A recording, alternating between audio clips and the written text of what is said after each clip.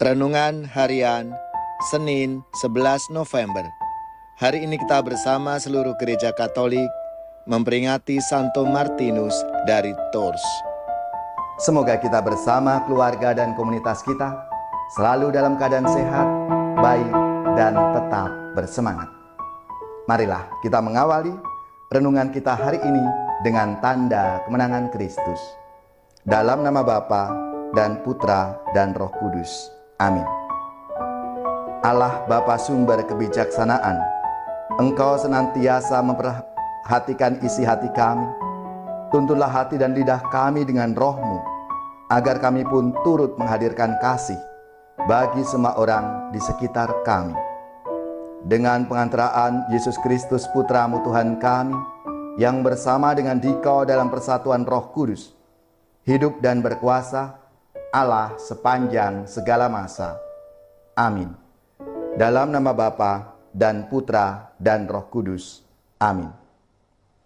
Inspirasi kita hari ini dari Injil Suci menurut Lukas bab 17 ayat 1 sampai 6. Yesus berkata kepada murid-muridnya, "Tak mungkin tidak akan ada penyesatan, tetapi celakalah orang yang menyebabkannya.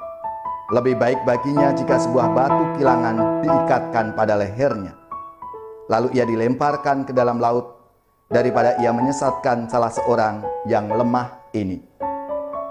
Jagalah dirimu. Jika saudaramu berbuat dosa, tegurlah dia. Dan jika ia menyesal, ampunilah dia.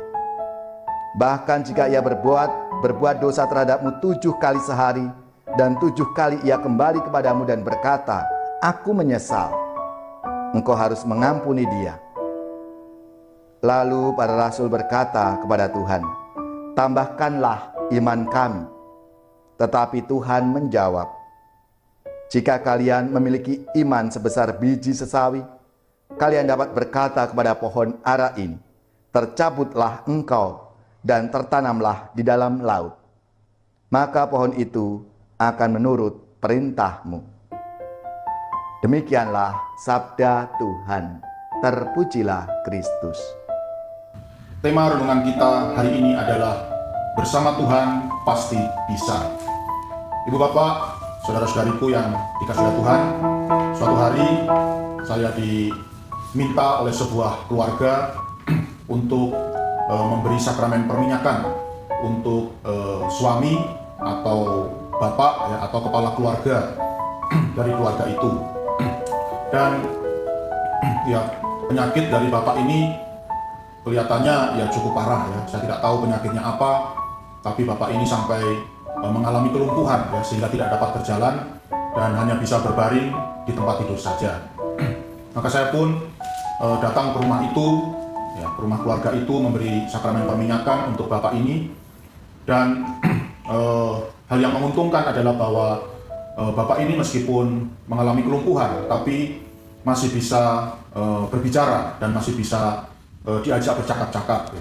Dan dalam percakapan itu, bapak ini berkata kepada saya, "Romo, kenapa saya mengalami sakit yang begini menyusahkan? Saya menderita kelumpuhan sehingga saya tidak bisa bekerja. Saya sangat bingung dengan nasib istri dan anak-anak saya. Mereka pasti membutuhkan ya, banyak membutuhkan biaya untuk kehidupan kami sekeluarga. Jadi istri dan anak-anak saya, apalagi anak-anak saya masih kuliah, pasti mereka membutuhkan biaya yang besar untuk melanjutkan kehidupan ini. Tapi Romo lihat sekarang saya sudah tidak bisa bekerja lagi dengan kondisi tubuh saya seperti ini. Mungkin Romo bisa memberi saya doa ya, atau mendoakan saya atau memberi saya nasihat supaya saya bisa sembuh." Lalu saya pun berkata kepada bapak ini, "Tentu Pak, ya, dari Bapak tentu saya pasti akan selalu mendoakan Bapak supaya segera sembuh. Tapi mungkin ada sesuatu hal yang sangat penting yang mungkin perlu Bapak evaluasi dari hidup Bapak. Ya. Saya sama sekali tidak tahu tentang kehidupan Bapak, ya, tapi seandainya ini terjadi, ya, mungkin ini terjadi dalam hidup Bapak, ya, bahwa Bapak memiliki dendam, ya, memiliki kebencian pada seseorang, tolong Bapak segera ampuni atau segera maafkan orang itu. Dan sebisa mungkin jangan ada kebencian atau dendam dalam hati Bapak terhadap orang ini. Saya yakin ini akan sangat membantu kesembuhan Bapak. Maka kemudian Bapak ini pun dengan penuh emosional ya berkata kepada saya, "Ya Romo, memang betul apa yang Romo katakan. Saya memang punya dendam, saya memang punya kebencian terhadap seseorang. Dia adalah sahabat saya, sahabat kental sejak kecil dan rekan bisnis saya. Yes, kami sejak kecil selalu bersama-sama, kesana kemari selalu bersama-sama, dan kami pun membangun usaha juga bersama-sama. Dan saya sangat marah ketika ternyata dia mengkhianati saya. Dia berani melarikan uang perusahaan sehingga akhirnya perusahaan saya bangkrut karena sebagian besar uang dia gelapkan. Tentu saya sangat benci dengan orang ini, Romo. Saya sangat dendam dengan orang ini. Sekarang meskipun dia sekarang sudah di penjara, sudah berada di penjara, sudah dihukum, tetapi saya tetap benci dengan dia. Saya sangat dendam dengan apa yang telah dia lakukan. Lalu saya pun berkata kepada Bapak ini, ya saya bisa memahami ya Bapak bahwa mengampuni sahabat yang telah menipu Bapak itu tentu tidak mudah ya. Tapi Bapak harus berjuang supaya Bapak bisa sehat. Dan Bapak ini pun masih menyanggah kata-kata saya. Ya Romo gampang sekali berkata bahwa saya harus mengampuni sahabat saya itu, teman saya itu. Ya Romo gampang sekali menasihati saya untuk segera mengampuni dia. Karena Romo tidak merasakan betapa sakit hatinya saya melihat apa yang pernah dia lakukan terhadap diri saya. Saya merasa hampir tidak mungkin Romo untuk mengampuni dia. Maka saya pun berkata kepada Bapak ini, kalau Bapak terus menyimpan dendam, kebencian kepada teman Bapak itu, ya rasanya kesembuhan itu akan sangat sulit Bapak dapatkan. Ya. Hanya itu saja yang saya minta. Saya tetap akan berdoa untuk Bapak, tapi saya minta hapuskanlah, hilangkanlah, lenyapkanlah segala dendam dan kebencian dari hati Bapak. Semoga ini bisa membantu Bapak. Kemudian saya pun, ya tentu saja, kemudian saya pulang ke pastoran, dan kehidupan terus berlanjut sampai suatu hari saya sungguh terperanjat, saya sungguh kaget. Yaitu 3 bulan setelah saya memberi sakramen perminyakan, ada seorang tamu yang mencari saya di pastoran. Dan ketika saya menyambut tamu ini di pastoran, saya sangat terperanjat karena orang yang tamu yang datang ini tidak lain adalah bapak yang sakit lumpuh dan punya kebencian mendalam, dendam yang mendalam kepada temannya itu. Rupanya bapak ini setelah saya pulang dari rumahnya, dia merenungkan kata-kata saya, merenungkan nasihat saya dan menjalankannya.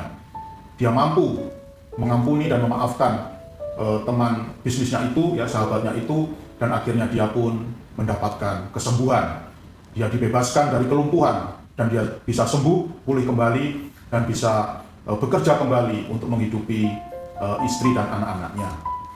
Luar biasa Ibu Bapak, Saudara-saudari, betapa dahsyatnya kekuatan dari pengampunan terhadap sesama yang mungkin sangat menyakiti hati kita, ya, tetapi pengampunan itu mengandung kuasa penyembuhan yang luar biasa. Ibu Bapak, Saudara-saudari yang dikasihi oleh Tuhan, kalau mengampuni itu adalah sesuatu yang sangat sulit untuk dilakukan, itu adalah hal yang umum, ya, hal yang lumrah. Dan ternyata hal itu juga terjadi dalam diri para rasul, para murid Yesus. Dalam Injil Lukas bab 17 ayat 1 sampai 6 yang dibacakan dalam perayaan Ekaristi hari ini, dikisahkan Tuhan Yesus bersabda kepada para muridnya, "Jagalah dirimu, jika saudaramu berbuat dosa, tegurlah dia, dan jika ia menyesal, ampunilah dia. Bahkan jika ia berbuat dosa terhadapmu 7 kali sehari, dan 7 kali ia kembali kepadamu dan berkata, 'Aku menyesal,' engkau harus mengampuni dia." Nah, inilah kata-kata Tuhan Yesus kepada para murid, ya. Jadi berapa kali pun sesama kita menyakiti hati kita, maka kita harus mengampuninya tanpa batas. 7 kali dalam sehari menyakiti hati kita, maka 7 kali dalam sehari kita harus mau mengampuni orang itu, mau mau memaafkannya. Tapi memang mengampuni dan memaafkan ini bukanlah perkara yang gampang, bukan perkara yang mudah, dan itu juga dirasakan oleh para murid Yesus. Maka mereka pun berkata kepada Tuhan Yesus, tambahlah iman kami. Artinya apa? Artinya permintaan Tuhan Yesus ini sesuatu yang sangat sulit untuk dilaksanakan. Ya. Mengampuni itu bukan perkara yang gampang, bukan perkara yang mudah. Ya. Maka para murid meminta kepada Tuhan Yesus, tambahlah iman kami. Ya, artinya berilah kami kemampuan untuk bisa mengampuni sesama kami. Dan Tuhan Yesus pun menjawab kata-kata para murid itu, jika kalian memiliki iman sebesar biji sesali, kalian dapat berkata kepada pohon ara ini, tercabutlah engkau dan tertanamlah di dalam laut, maka pohon itu akan menuruti perintahmu. Artinya apa?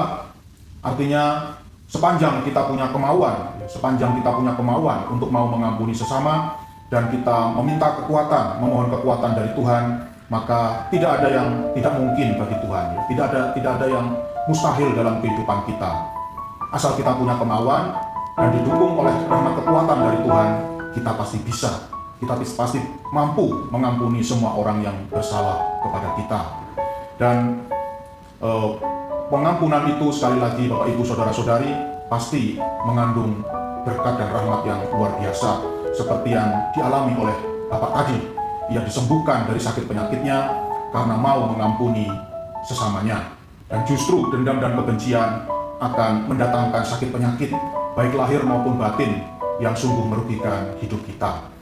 Marilah Ibu Bapak Saudara-saudari yang dikasihi oleh Tuhan, sekali lagi mengampuni itu bukan perkara yang gampang, bukan perkara yang mudah, tetapi asal ada kemauan dan asal kita mau memohon kekuatan dari Tuhan, maka tidak ada yang tidak mungkin di hadapan Tuhan. Tuhan memberkati.